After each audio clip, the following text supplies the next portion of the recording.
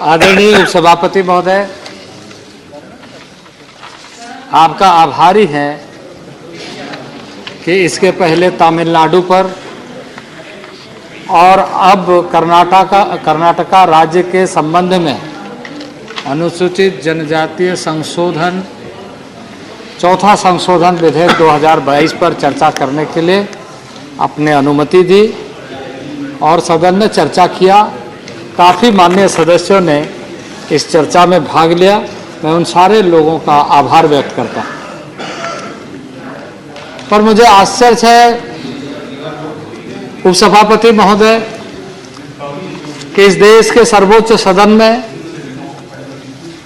आज उन आदिवासियों से संबंधित चर्चा हो रही है जो लिस्ट ऑफ बिजनेस में है, कर्नाटका से संबंधित, तमिलनाडु से संबंधित, नीलगिरी पहाड़ियों में रहने वाले लोगों से संबंधित, पर हमारे प्रमुख विपक्षी दल के लोग नहीं हैं।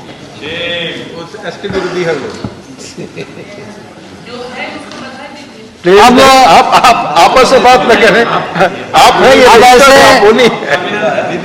ऐसे विरोधी दल जिन लोगों ने देश में बहुत लंबे कालखंड तक शासन किया, बहुत सारे सपने दिखाए, और इसलिए आज आदिवासी पूछता है, मैं जिनकी राह देखता हूं बरसों से जागकर, मैं जिनकी राह देखता हूं बरसों से जागकर, वो रोशनी का सपना दिखाने वाले क्या हुए?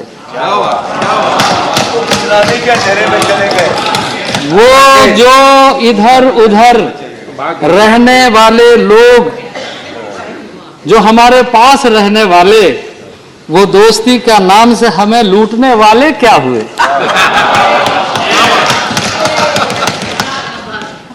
और आज विरोध करके निकल गए। पता था लिस्ट ऑफ बिजनेस में जब ट्राइबल्स का मामला आता है तो इसी तरीके से लोग करते हैं। ओपोजिशन नहीं है, उनकी बात आती तो और अच्छा लगता। कुछ माननीय सदस्य है, अपनी बातों को कहा है, बिल से संबंधित भी और बिल से हटके भी। बिल से हटके अगर कहना है तो दिल से कहिए, और नहीं तो बिल पर कहिए।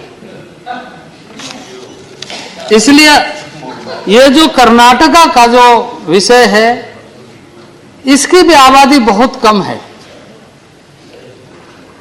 काडू कुर्बा, बेटा कुर्बा। काडू कुर्बा लिस्टेड है, बेटा कुर्बा लिस्टेड नहीं था, जिसको आज इस सदन में लाकर चर्चा करके सरकार अपने दृढ़ इच्छा शक्ति का परिचय देते हुए नरेंद्र भाई मोदी के नेतृत्व में उन सारे बेटा कुर्बा को न्याय देने जा रहे हैं। और यह हमारे जो प्रमुख विपक्षी दल के नाते रहने वाले लोग आज इस सदन में नहीं हैं, तो मुझे फिर एक किसी ने लिखा है कि तेरे मुखालफत से मेरी शख्सियत संवरती है, मैं अपने विरोधियों का एहतराम करता हूं।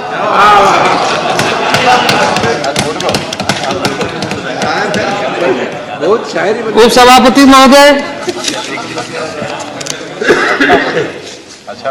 उपसभापति महोदय, मैं कल भी, क्योंकि लोकसभा और राज्यसभा में दोनों सदन में इन सारे विषयों पर गंभीरता से चर्चा हो रही है, और सारे राज्यों के प्रति, राज्य के रहने वाले उन लोगों के प्रति जो अपने सांस्कृतिक विरासत को लेकर लोकतंत्र पर विश्वास करते हुए अपना जीवन जिया है, उसे न्याय मिले, इसका प्रयत्न जारी है। और राज्यवार, इसीलिए कर्मवार। कुछ माननीय सदस्यों ने कुछ इस तरह का प्रश्न उठाया कि एक कॉम्प्रिहेंसिव प्रपोजल या प्रस्ताव आना चाहिए सारे राज्यों का मिलाकर।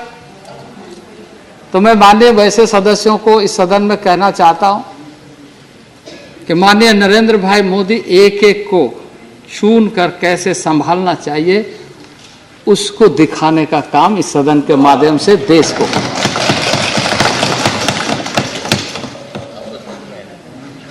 कि जो छूटे हुए लोग हैं, जो पीछे हैं, जो कतारों में रह गए पीछे, उन्हें आगे लेके आना है। जो संविधान की मंशा है, जो लोकतंत्र की मंशा है, जो हर किसी की चाहत है। और इसीलिए देशवासियों ने संविधान को आत्मसात किया और इसलिए कहा कि जो पंक्तियों में पूछे हैं एक कतार में आ जाए, इसे न्याय मिलना चाहिए और इसे विशेषाधिकार मिलना चाहिए और संविधान का सुरक्षा मिलना चाहिए। लेकिन वो पीछे से आगे नहीं आ पा रहे, और ऐसे खोज के माध्यम से, क्योंकि वो इस देश के सबसे बड़ी ताकत है। लोकतंत्र में जन सबसे बड़ी ताकत होती है। वो ताकत हीरे के रूप में है, क्योंकि वो अपने संस्कृति विरासत को लेकर, अपनी पहचान को से लेकर मरने मिटने वाले। आजादी के संघर्षों में यदि आदिवासी इतिहास को देखा जाए तो वो किसी से छुपा हुआ नहीं है। हालांकि उन दिनों में अंग्रेज तो जुल्म करने वाले थे, लेकिन कुछ ऐसे लेखकों ने भी कलम चुराई है, इतिहासकारों ने भी कलम चुराई है। लेकिन अब वैसे लोगों को भी मान्यता देने का काम नरेंद्र भाई मोदी के नेतृत्व में इस सरकार में हो रहा है। और इसलिए स्वाभिमान दिवस के रूप में अब इस देश के आदिवासी ही नहीं बल्कि देश मनाए। स्वाभिमान देश का होता है, स्वाभिमान देश के समुदाय का होता है, देश के समाज का होता है। चाहे वो जनजाति वर्ग का हो या किसी भी वर्ग का हो, देश के लिए अगर मरता है तो देश उसे सैल्यूट करता है, देश उसको सलाम करता है। यह कहने के लिए नरेंद्र भाई मोदी ने 15 नवंबर को स्वाभिमान दिवस के रूप में, गौरव दिवस के रूप में मनाने का निश्चय किया।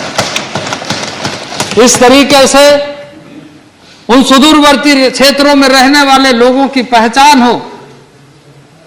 मैं तमिलनाडु के चर्चा के क्रम में इस बात को कहा और फिर से मैं बल देना चाहता हूं कि नए एजुकेशन पॉलिसी में इस देश के तमाम डायलेक्ट को, तमाम लैंग्वेज को, जो ट्राइबल आदिकाल से आप जाएंगे नागालैंड के पहाड़ी में 16 पहाड़ों में 16 भाषाएं हैं। कितने बड़े भाषा विज्ञानी हैं जिसको कांग्रेस के जमाने में महत्व तो नहीं मिला, अब नया एजुकेशन पॉलिसी में उन्हें मान्यता मिल रही है। इस तरीके से देश के सरहदी इलाकों में रहने वाले तमाम जनजाति समुदायों की जो भाषाएं हैं, वो नए एजुकेशन पॉलिसी के माध्यम से कैसे सुरक्षित, संरक्षित, संवर्धन हो, इसके लिए ट्राइबल अफेयर्स मिनिस्ट्री के साथ मिल करके एजुकेशन मिनिस्ट्री काम कर रहा है। तमाम मंत्रालयों के साथ मिलकर के उनके मौलिक अधिकारों से लेकर विकासात्मक योजनाओं को कैसे नीचे धरातल तक पहुंचाया जाए, इस बात का उदाहरण है कि नल का जल हर घर में पहुंचे।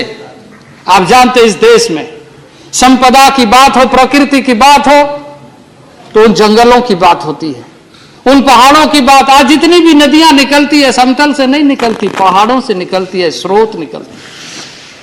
आप खादान जितने भी देखते हैं, जितने भी मिनरल्स देखते हैं, उन पहाड़ों में मिलती है।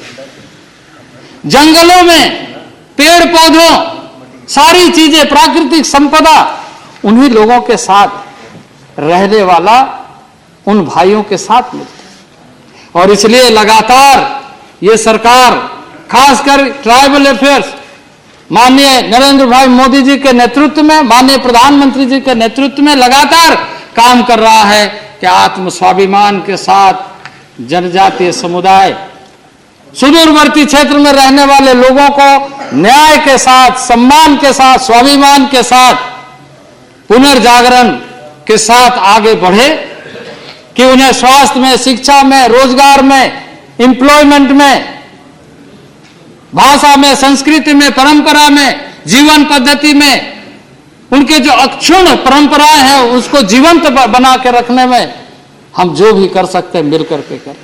और इसी कड़ी में आज उसे न्याय देने के लिए बेटा कुर्बा का प्रस्ताव इस सदन में लाया गया है।